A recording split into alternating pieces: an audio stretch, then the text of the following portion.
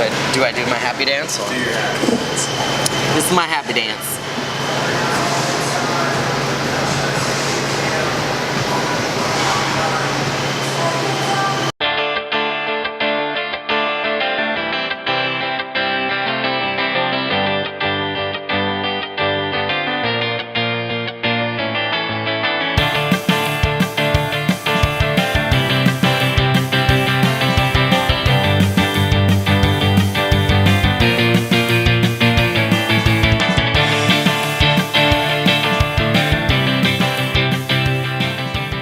What's going on, beer lovers? Welcome to another episode. I'm Jeff. And I'm John. And today we're actually going to be at Mystic Brewing in Chelsea, Massachusetts. Now, this is one of those breweries out here on the East Coast that I heard a lot about, had to come visit, and sure enough, even though it's kind of hard to find, here we are. So, I'm thirsty, it's cold. John, you ready? I'm ready. Let's have some beer.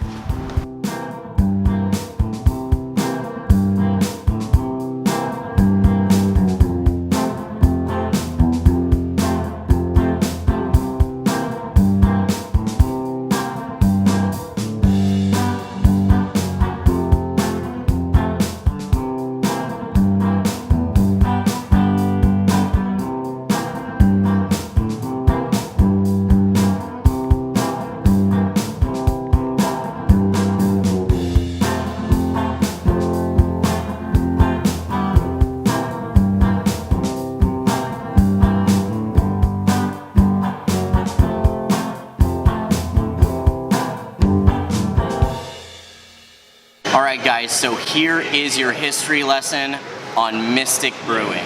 This place was founded in 2009 by a fermentation scientist by the name of Brian Greenhagen.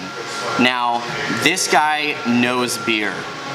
He knows beer.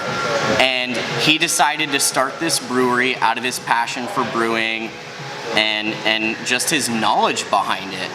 And now this brewery is huge. In fact, we're at their tasting room right now. They're working on an expansion just a short ways away. They have been blowing up over the last year. Now, a lot of people believe that this brewery is named after Mystic River, which is nearby. But actually, it has nothing to do with that river at all. In fact, it is named after a Celtic symbol called the Mystic Knot. This is a never-ending knot. There is no beginning, there is no end, and that's what they wanted to represent with this name. Now, fast forward from 2009 to 2013, Brian Greenhagen wins a Great American Beer Festival gold medal by using a yeast that is indigenous in the United States, and it is the first ever American-derived yeast strain to win a gold medal. That is what put their name on the map, and now, a few years later, it's just their high quality beer. It's one of the reasons why we're here, and I'm excited to get started right now. So here we go. Well guys, I'm ready to start this. My first beer up is called Voltage. It's an IPA at 7% ABV. It's brewed with a couple different hops, a couple of which I'm not familiar with. One is Pearl, Citra, which we all know and love, and then Santiam hops. Both Pearl and Santiam, I don't know if I've ever tried them before. If I have, I couldn't really tell you what's going on with it, but from what I hear, Voltage is a crowd favorite, so, well, let's get started. Cheers.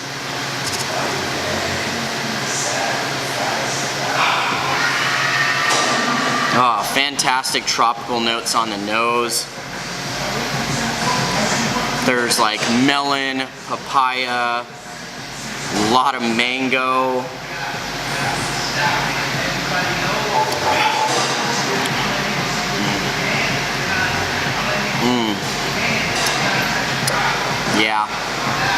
Yeah, this is right up my alley. Just fantastic tropical notes all over your tongue. The bitterness is there, it's not overpowering. It blends super well with the malt. It just kind of follows through very balanced. It does leave that little bit of resinous aftertaste on your tongue. But you know what? If I'm drinking IPAs all day, it really doesn't matter, does it? No, it doesn't. Man, but tons of mango. Like, this tastes like a mango beer, to be honest with you. It actually reminds me of Mango Nom Nom from Barley Forge if they turn that into an IPA. That's what this gives me. Wow, great way to start the day. All right, so my beer here at Mystic, the first one that I have is actually the table beer. It is an everyday Saison. We're looking at a 4.3 ABV. Beautiful, beautiful color. I mean, look. And you can definitely smell that it's a Saison. It's got that nice, slightly like tart smell to it. 4.3. I'm imagining that the drinkability is going to be really nice. I mean, it's called a table beer. So let's check it out.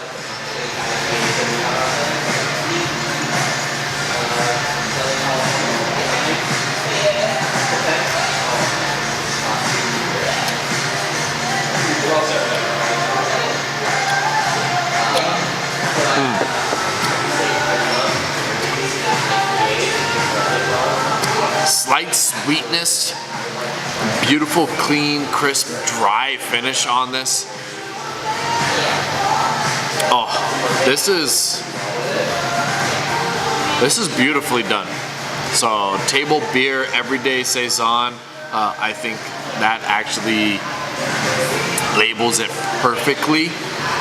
Very low ABV. So yeah, nice, clean, crisp, dry, slightly sweet, maybe a little bready in there, a little wheat going on, but it's actually a good way to start my day at Mystic right now. Alright guys, the next one up is basically a different iteration of the last beer that we tried.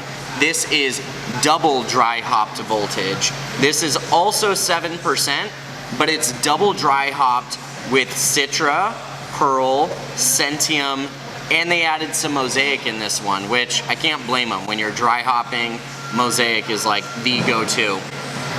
The last one definitely got a ton of mango off of it, but let's see how this one pairs. Cheers.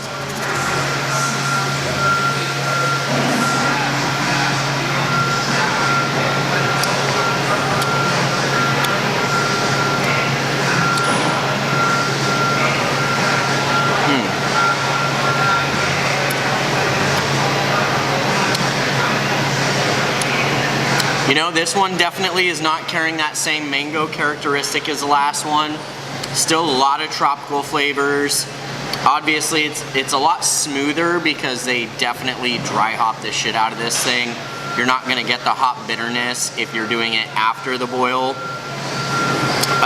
You know, the actual flavor itself though, although I'm getting a lot of tropical notes, it doesn't stand as like as potent or as powerful as the original Voltage was for me. I actually kind of prefer the Voltage to this one. However, the Mosaic obviously is a great addition to it. I get a little peach, a little bit of orange, a little bit of grapefruit. It's less bitter because that dry hopping just kind of mellows it out a little bit.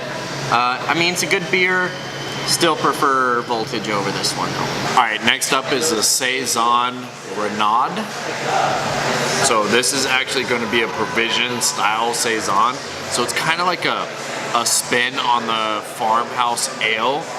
We're looking at 6.5% ABV. So after the table beer, I'm very interested to see what they have going on here. So cheers.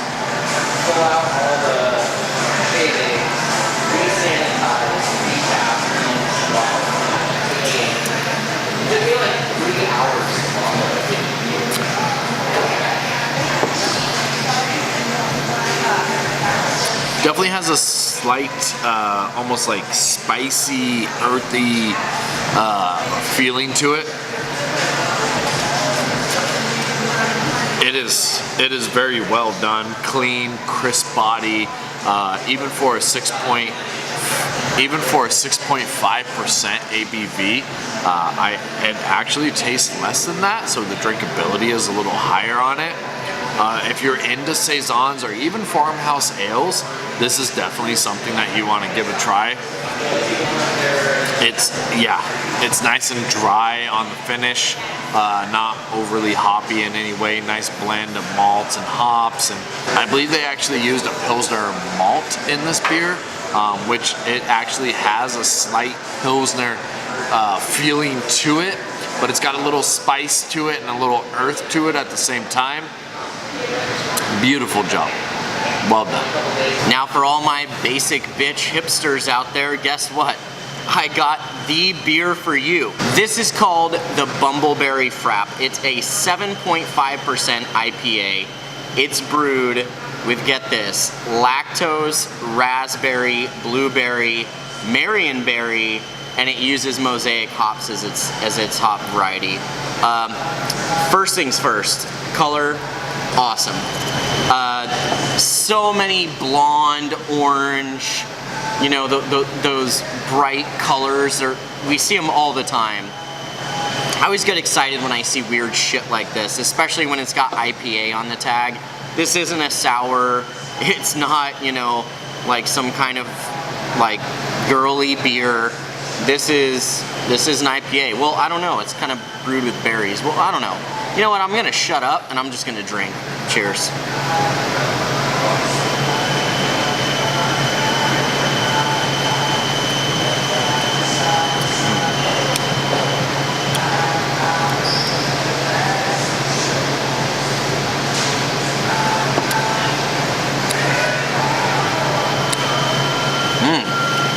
Man, the berry flavor is definitely potent.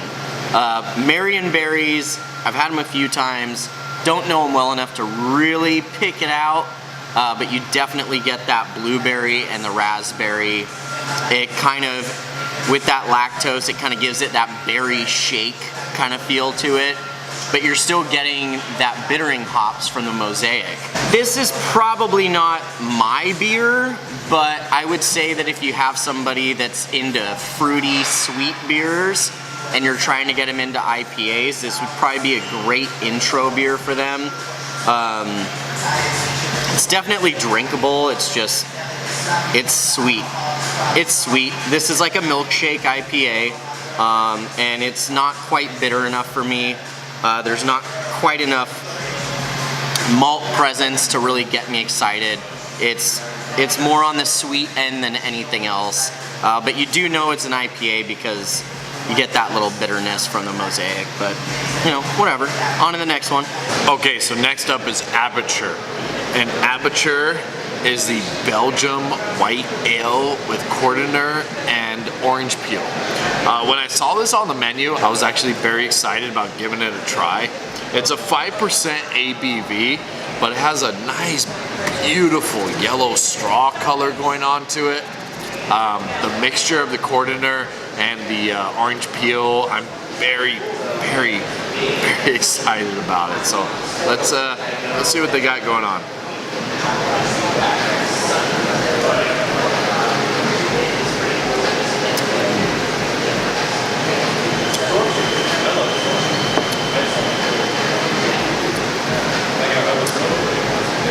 Has a slight banana taste going to it, and a little bit of a mineral taste as well. I don't really taste a lot of the orange peel at this point, but it does have a beautiful, crisp and clean taste. Good carbonation, beautiful head. Actually, you can see here, it's got a nice little lace going with it. 5%. You can really, really enjoy this as a white ale. I've had plenty of white ales. I may have liked the orange peel to come out a little bit more than what I'm getting out of it, but I gotta say it's actually quite delicious. Maybe just a little more punch of the orange would have really topped this out and balanced it out well.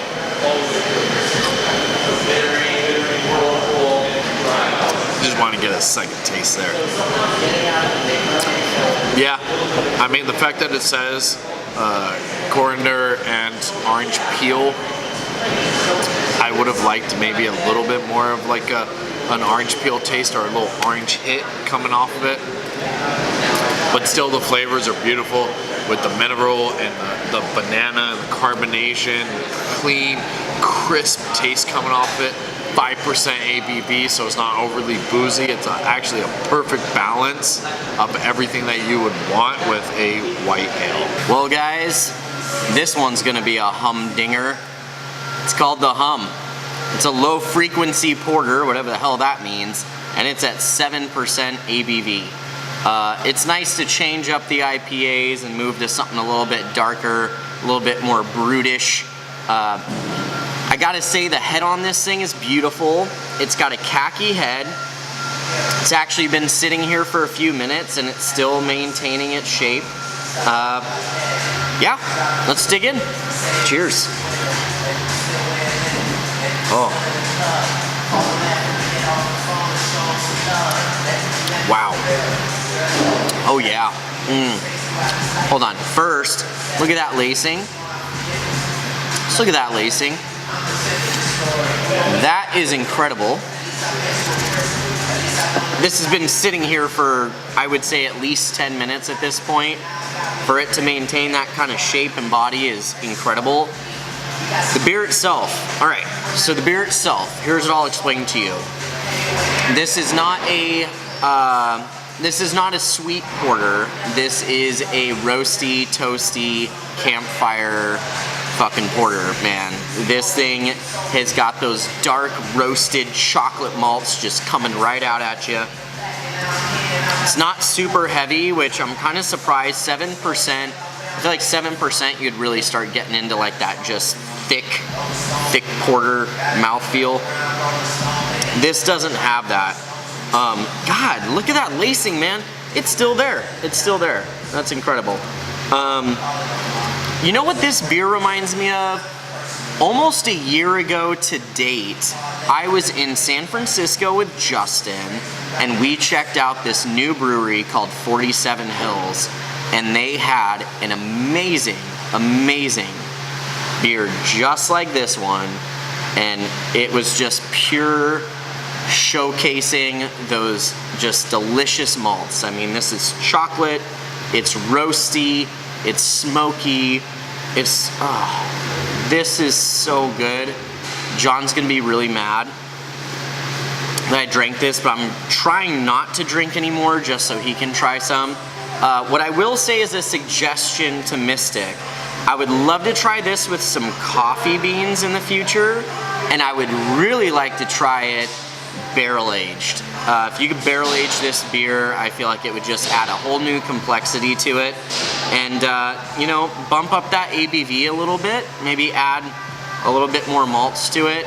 If you gave it that just extra robustness, I just feel like that would be a fucking kick-ass beer, man. But even still, this is quite all right. Quite all right. All right, so next up is actually the Gunnar and Magnus from Mystic. It has a beautiful, nice color to it. It is going to be a Norwegian-style farmhouse ale, ranging at 6.5%. Now, all of the beers that I had today actually were lower ABVs, and they were very clean and crisp, you know, with the white ale and the Saison. I'm expecting very similar stuff to this farmhouse ale. It does have that darker color to it, so it's not like that straw yellow color, which means that it'll probably have a slightly different flavor going on. But let's dig in and try. Cheers. I actually get some coffee notes off of this right now.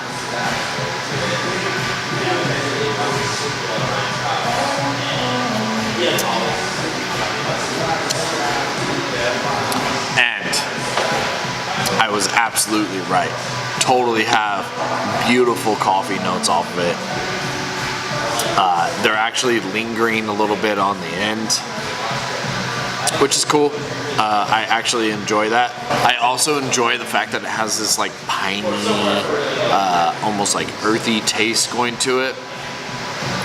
For some reason, my palate prefers that piney, earthy taste when it comes to the less darker beers.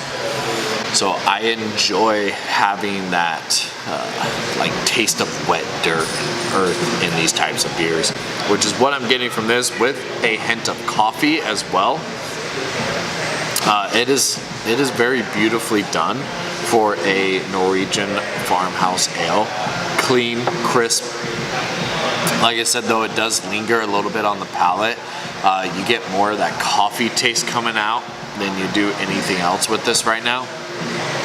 And actually, a little bit of like the like wet dirt pine taste as well.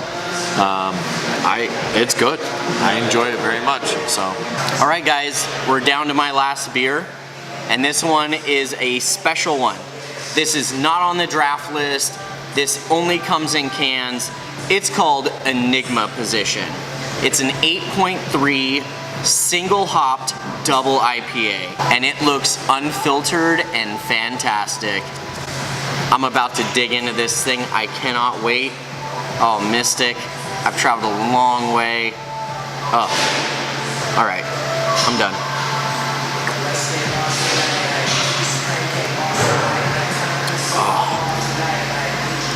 Oh.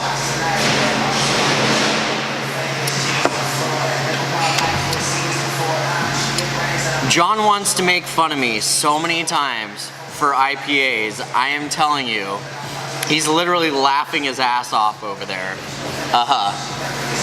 Guys, this is why Haze Bros exists, man.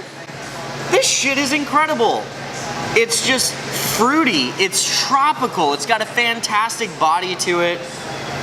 It's exciting, it's inviting. This is a type of thing that I want to sit there all night and drink. It's just fruit juice in your mouth with fantastic hop bitterness. It's, oh God, it's hazy, bro. It's hazy, bro.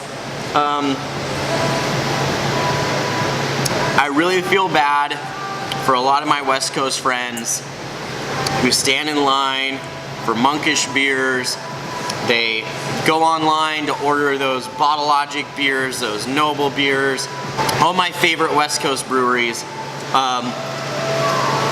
The East Coast is where this beer style originated, and you can find out why just by drinking it. This is just fruit candy. It's fruit candy. It's fruit candy. Yeah, that's all I gotta say. All right, guys, so we tried all the beers here at Mystic Brewing, and now it's time to tell you which ones our favorites were. So, John, I'm gonna go ahead and start with you. What was your favorite beer of the day? okay, so my favorite beer of the day was actually a toss-up. And it was a toss-up between Aperture and the Hum.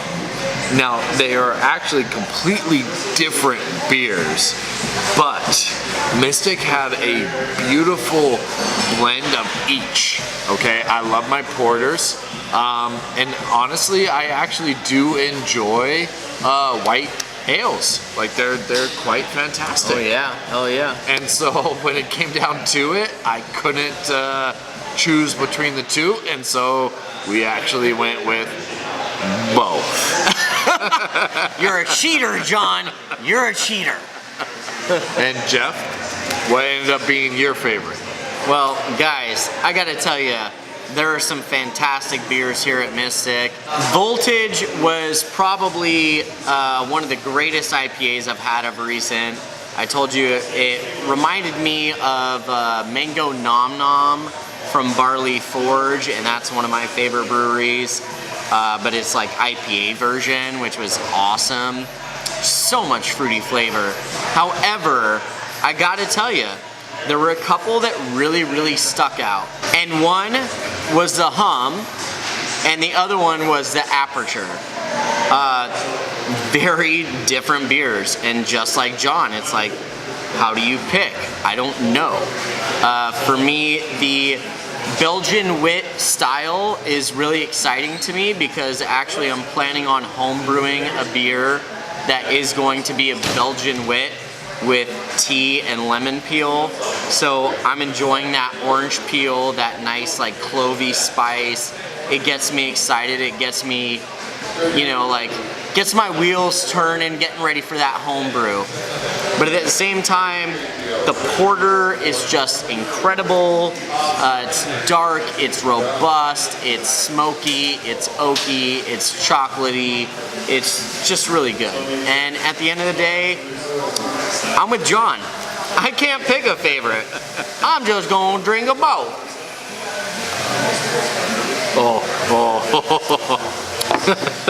No, they do not go good together. They do not go good together. And now they got some Nintendo 64 in the back and some 007. So let's get rocking. I call odd job. So this is actually Will here at Mystic Brewing. And so we're actually going to take a quick little tour of the back here. And he's going to point out some things for us. And, you know, so come on along. Alright, so first thing you'll see is that we have these long square fermenters. This is a super traditional Belgian style fermenter. Some English breweries use these too, called the Yorkshire Squares, but DuPont Brewery in Belgium is still using these. They've been using these for a while. And so is there any like advantage? Yeah, Okay.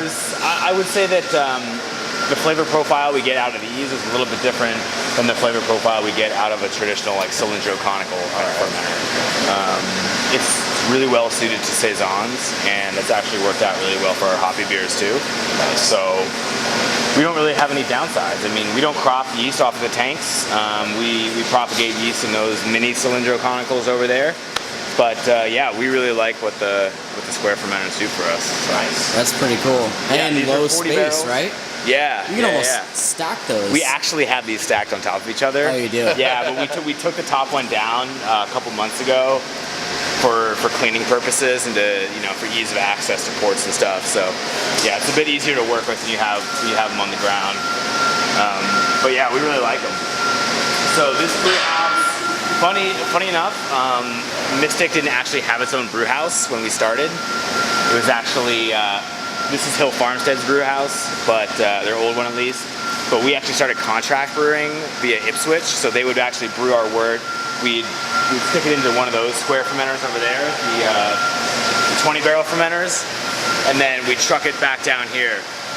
Ipswich is up on the North Shore. Yeah, I heard about them. So we finally, a few years ago, we got our own brew house, and so everything's brewed here. Well, now I hear you're expanding, right? Yeah. So we are. Where's the new location? It's gonna be in Malden, which is like 2 miles away. Okay. Yeah. Do you know Idle Hands Yeah. at all? Yeah, it's Yeah. gonna be right down the street from Idle Hands. Oh, yeah. Nice. Yeah. Hopefully So- some collabs in the future. Yeah. That would be nice. Yeah. No, we're good friends with them. Very cool. Yeah, they're really good dudes. They make awesome beer, and yeah, we love them. So there's a hodgepodge of stuff going on here.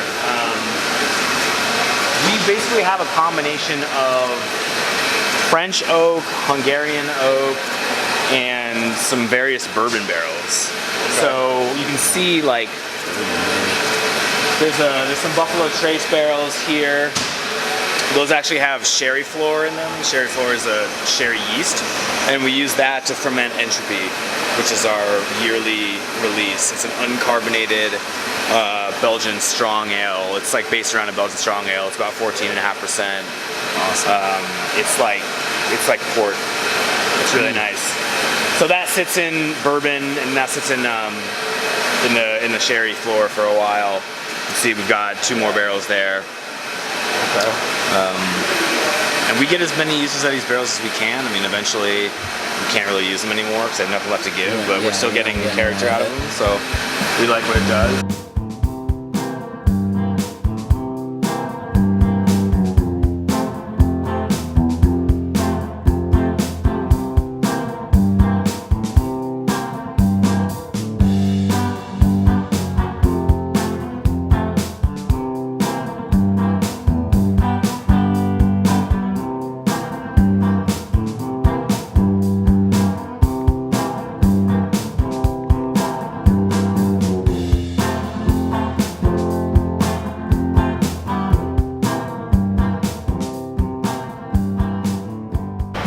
guys, so that's gonna do it here at Mystic Brewing. Thank you so much, Curtis, for your hospitality, and Will, thank you so much for the tour through the back. We really appreciate you guys. Yeah, man, we enjoyed the beers here. We enjoyed the hospitality. It was a great old time, and we can't wait until the day we get to come back and try your new expansion brewery. Absolutely. And so if you guys really like this episode, please like, share, and subscribe. Leave a comment below if there's a brewery you'd like to see us visit next. We're here on the East Coast, so too late, too bad, so sorry. But yeah, regardless, we will go anywhere if there's a good reason. And so until next time, we'll see you on Let's have some beer! Cheers!